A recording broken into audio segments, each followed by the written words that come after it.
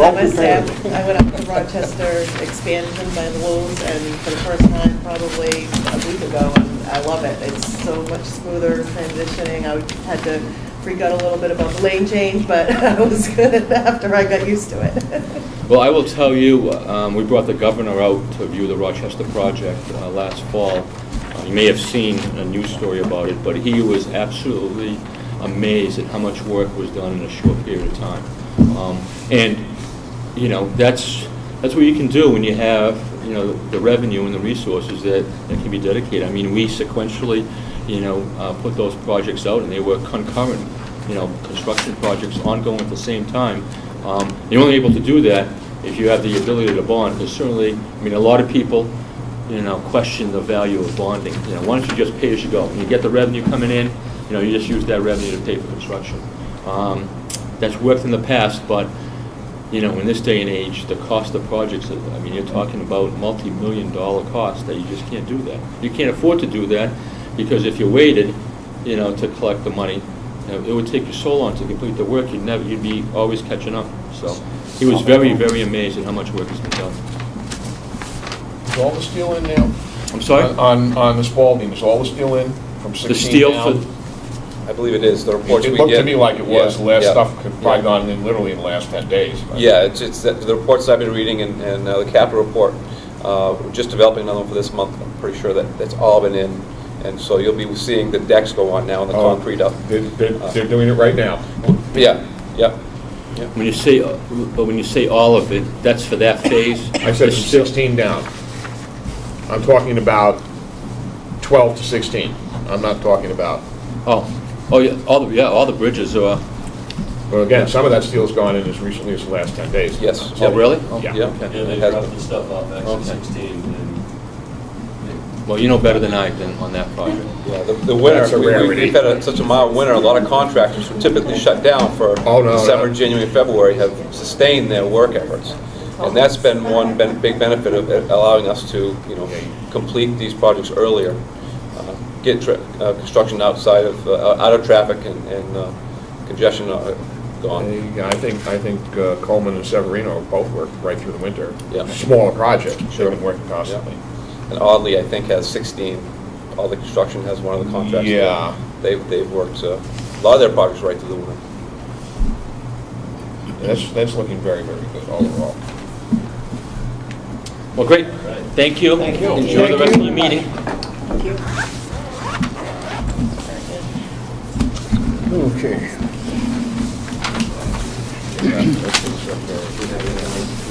Moving forward, item 4, action item, motion required on the MPO minutes of March 16th. I'll make that motion. Second. Been moved and seconded. Any corrections or additions? If not, I'll call a question. All in favor of the motion signify by saying aye. Aye. Thank you. Item 5, discussion items. 5.1, STIP amendment number 5, and Mark will address that. all right.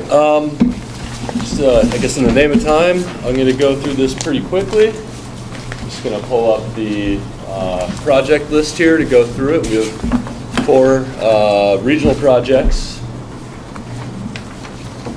and 2 statewide projects for this, this final amendment that we have here. Try to get the size a bit easier to read. So these are in the handouts also, and I've done on the memo short summaries of each of the projects. So if there's any questions, happy to field those. So the first one we have is the Durham to Newmarket Phase A of the Bike Shoulders project. This project, the construction year is moving out from 2012 to 2013. I believe that's because they're running out of time this year to start construction on the project, so they're going to need to push it out. There may still be some remaining right-of-way issues with this phase. I'm not entirely certain about it. I haven't spoken with the project manager for a few weeks now, but I'll try to get to the bottom of that. The next project we have is, it used to be the Newmarket to Newfields Bike Lanes project. That's moving from 2013 out to 2014. I spoke with Diane Hardy, the planner, in Newmarket, and I think their first priorities in the community are the Durham to Newmarket bike shoulders project and the little sky bridge that they're doing over to the mills from the parking center. So after those two projects are addressed, or really start rolling, I think we're going to have discussions with New Hampshire DOT and Newmarket to kind of figure out this project and see where it's going right now. Also, the staff person that was doing all of these types of projects is now the town administrator, I believe, so. Oh yeah, they that's. lost the personnel. There have been some shifts recently. So the next project on here is the Newmarket Skybridge project that we had just talked about, or I just spoke about. First off, I'd just like to call out that engineering funds have been increased through a minor revision this month to $100,000 from about $20,000. That's to address the preliminary design and the final design. They had a very low estimate in their initial grant. And the big change with this one here is the funding again for construction is moving out to 2014. I spoke with DOT staff about this because Newmarket is on an accelerated schedule to get this done. Their initial goal was to have the entire bridge and tower built and ready to go by December, but just due to getting approvals to start and working out negotiations for contracts with their design, the design firm that they chose, it's going to take a little bit longer. We still don't think it's going to be 2014 when they start construction, and Nick Alexander from DOT indicated that if they do move on an advanced schedule, there is flexibility with funding, and they would make sure that the funding is made available for them to execute this project.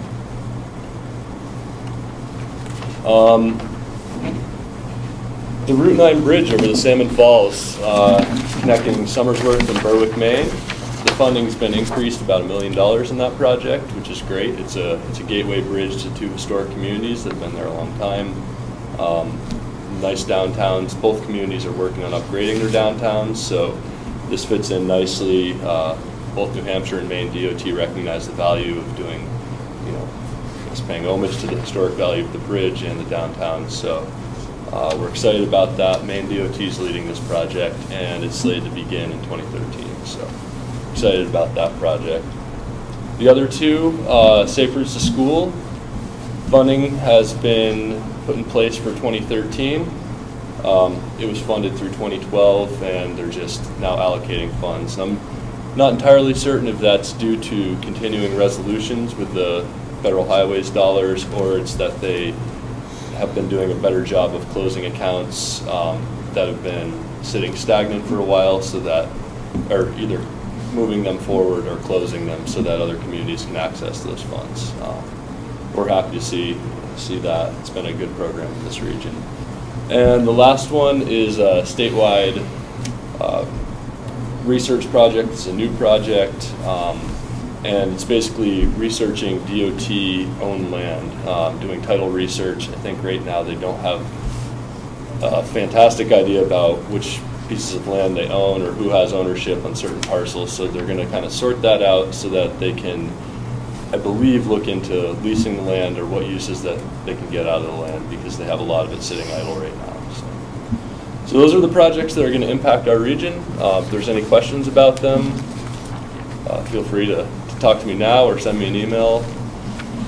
We will be hopefully approving this amendment at our next meeting in May, so look forward to that. Okay, thank you. And now, 5.2, Dan will inform us about intelligent transportation systems, an update. All right. Let's see. Yeah, I realize we just saw a rather lengthy PowerPoint presentation, so I'll make this pretty brief. It's only a few slides. So again, you've probably heard about it at the past few policy meetings, but for those who might not have heard about it, we are currently updating our intelligent transportation systems plan and architecture for both the Strafford and Rockingham region. We have a shared plan between ourselves and Rockingham. This is a diagram showing what we've done so far and where we're at right now. We've gone through our initial kickoff meeting just to kind of get the process started, figure out everybody's roles, and lay out the schedule moving forward. We had our stakeholder input meeting to help identify some transportation issues and where some of these technologies might be able to help out with safety issues and efficiency issues. So you can see here we have the architecture on the left and the strategic plan. The architecture basically lays out the coordination framework for this entire process, who the stakeholders are, how they interact, how the process flows in general. The strategic plan lays out the timeline and schedule for the actual projects, the ITS projects, like whatever it may be, signal coordination, open road tolling, security cameras, any types of on-road technologies or in-vehicle technologies. So again, the architecture and the strategic plan, they're both working parallel right now. Currently, IBI Group, our consultant on this project, is developing the draft architecture, and we'll soon have that available, as well as the strategic plan for review.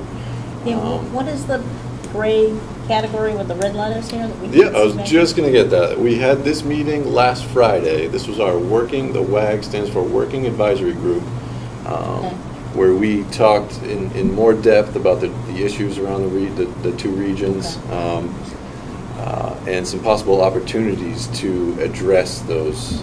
So basically what technologies might be able to be implemented. Just can't read it from way back here. Sure, yep. Yeah, it basically says WAG Strategic Plan Workshop, which was, again, to help identify some of the possible opportunities and possible projects moving forward with the strategic plan. So again, the next big step here is going to be that draft strategic plan. Should be pretty interesting seeing what IBI comes up with for projects that we might be able to implement. But again, there's this really important meeting coming up in May, and it hasn't been set yet, but that will be for all the stakeholders involved. Anybody that's interested can come and comment on the strategic plan that gets put forward soon. We'll send that out as soon as we get a copy of it. But this, again, will be a very important meeting to get everybody on board, making sure that their community is properly represented in that strategic plan, making sure that they have any projects that they would like to see implemented, either in the short term or in the long term. It would be definitely to their benefit to take part in this stakeholder review meeting, just to make sure that they're properly represented. Let's see, I guess just a quick overview of what we did at the strategic plan workshop. We talked about some of these opportunities here, and these are just broad level opportunities, not getting into specific technologies, but really larger efforts. So signal coordination and maintenance, of course, that's a big one as far as safety and efficiency goes, making sure that everything's timed properly and cars are moving to their maximum efficiency. We tried to identify some corridors for ITS deployment. Up until now, you've probably seen a lot of these systems go up on interstates, turnpikes. What we're trying to do next with this plan is get these systems into the more commuter corridors and some of those other major collectors like 125, Route 11, 108, 4, etc. Monitoring of snow and ice was another possible opportunity to basically make sure that we're not putting down too much chloride or salt in certain areas that we shouldn't be. or just in general, not putting down more than we need to, just to help save money and just be as efficient as possible. Let's see, the upgrade of the state NH 511 system. If you don't know, it's a online system. It's also a phone system where you can call and get traffic updates and figure out what's going on with the roads, where there might be weight restrictions on bridges or where roads might be closed. Transit signal priority, we talked about a little bit. That's basically allowing transit vehicles to have a not priority at signals, I guess that's a bad term, but a better opportunity to move through a signal. So if a light's about to turn yellow and then go to red, it might recognize that a bus is coming and just hold that green light a little bit longer so that bus can get through. But it certainly wouldn't be like emergency vehicles where they get priority. They will get the green light, or everything will go red, and only those vehicles will be able to move through. It won't be anything like that. But real-time transit information, some things like what RAD's trying to do with Coast, get some electronic fare payment going in the buses, get rid of their cash operations. Google Transit feeds, making sure that users can go online and say use Google Maps like they would to plot out their routes for their vehicles, their cars. They could do this with buses now. They could figure out how to get from point A to point B by using transit. Again, I just touched upon this a little bit here with the integrated electronic fare payment media. We also discussed other opportunities like combining passes, having one pass for, say, parking, for tolls, for what was the other one? Bus fares. So bus fares, that's right. So instead of having all these different passes for everything, you have, say, one pass for multiple applications. Just decreasing costs, making things more efficient. Communications upgrade, of course, this is integral to this whole system here up till now. A lot of these systems are microwave and wireless. There's kind of a push to get these into more of a fiber optic infrastructure that's a lot faster, a lot more reliable. Let's see, video sharing, of course. There are currently some closed circuit TV cameras that you can see on the 511 system webpage right now. I guess that's the video sharing is just to kind of keep that process open and being talked about, what should be publicly available, what shouldn't be publicly available. Let's see, and of course emergency evacuation coordination is a big one. Making sure that emergency response teams are able to coordinate with each other in the case of some major evacuation or even small minor accidents and whatnot.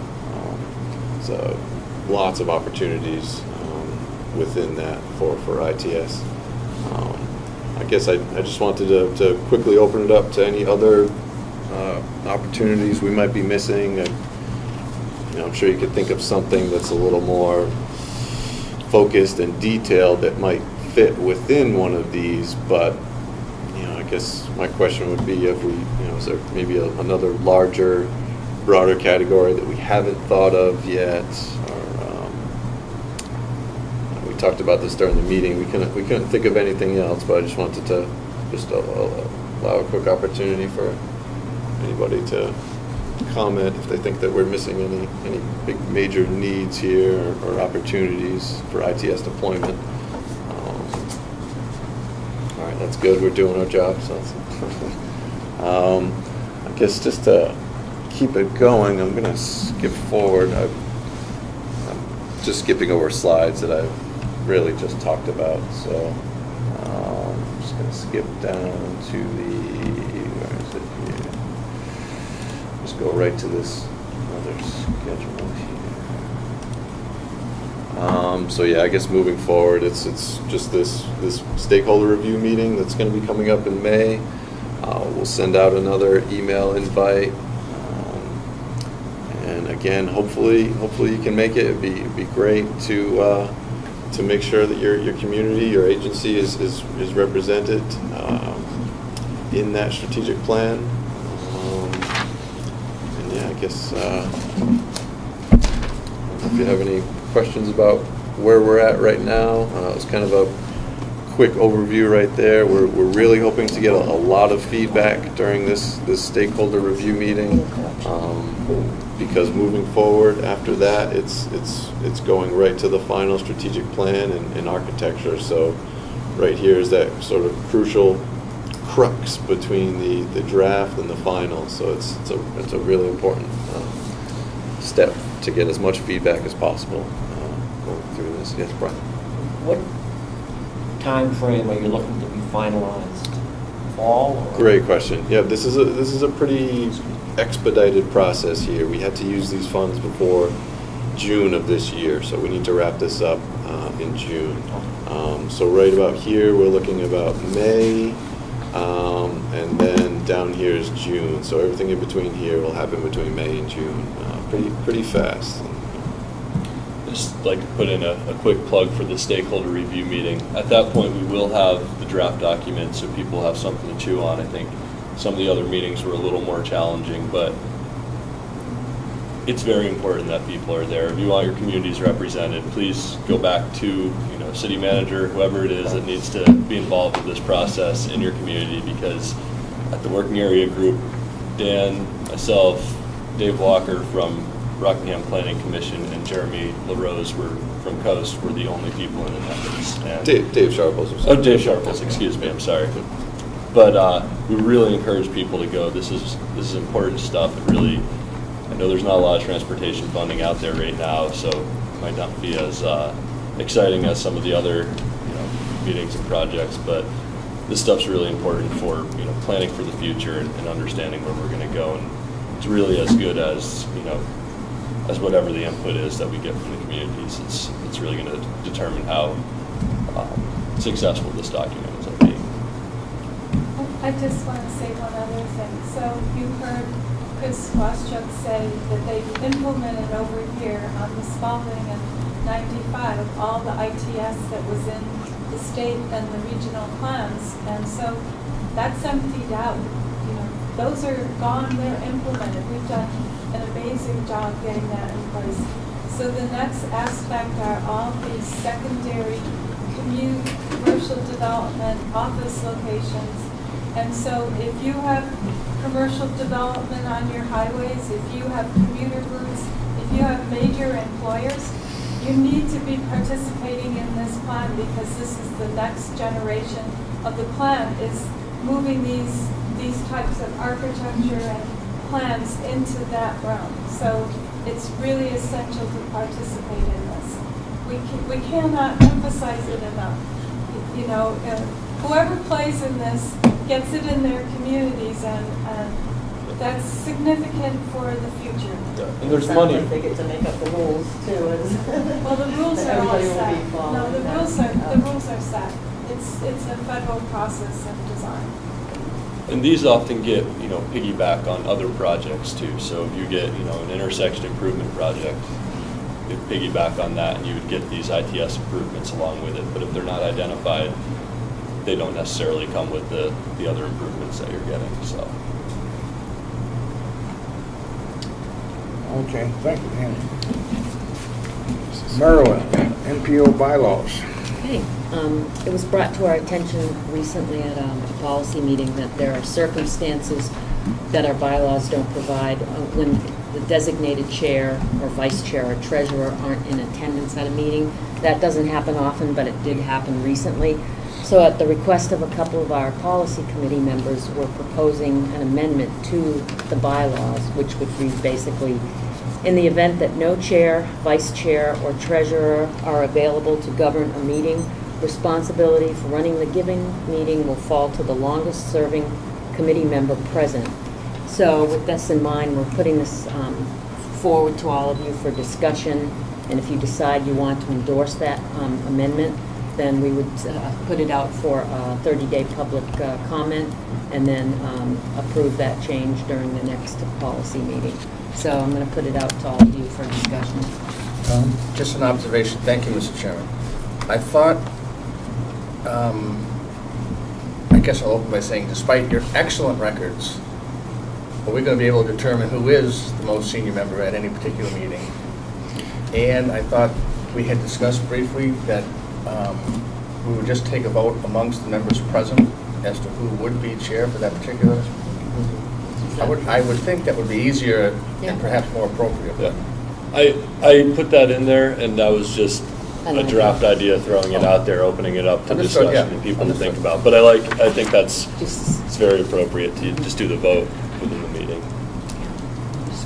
I know you can tell us who the most senior person is, but Let's see. No. Most senior person present, excuse me. But you mean as a commissioner too? As a commissioner. I wasn't being funny.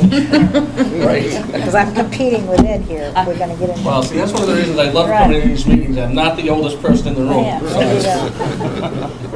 I like his idea, according to Robert's Rules of Order, that's the plan you should take in case we have this situation again. So I'd rather have Stick with Roberts. Yeah, stick to the Robert's Rules of Order and go to take a vote, just simple vote. Yeah, that is part of how we run the meetings, is the Robert's Rules of Order. So. And since Robert Jaffrey, author of Robert's Rules, is present, I think we should Low. I had to take the sting off the chairman.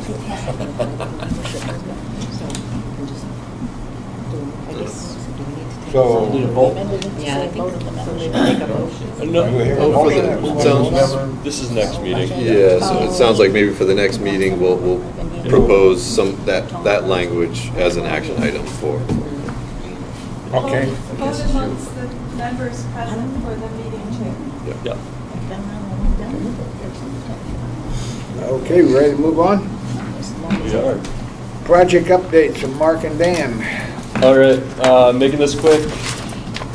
We are still trying to get a number of approvals from communities with our Scenic Byways project. I think that's more specific to the Mills Scenic Byway project, which is the Route 108, New Hampshire 4 going into South Berwick. So we're missing Newmarket and Dover right now. Yeah. And the other two Scenic Byway projects, or both Scenic Byway projects, the Upper Lamprey Scenic Byway, which includes Northwood, Nottingham, and Raymond, and the Mills, which is again the 108, New Hampshire 4. We're hoping to submit between May and June for approval letters, and we're looking forward to that. The process is going well. And again, quickly, we just met with DOT staff yesterday, both from the District 6 and the planning GIS staff. We were talking about our access point layer that I believe you've gotten a chance to look at already, but it's basically an ongoing effort to help provide information and data, background information on things like curb cuts for community, just to help them, if they want to, fine-tune their access management and road frontage regulations, I guess. So we met with DOT staff yesterday, and we're just kind of coming up with some standard methodology for creating this GIS layer that can hopefully be used in that type of process moving forward.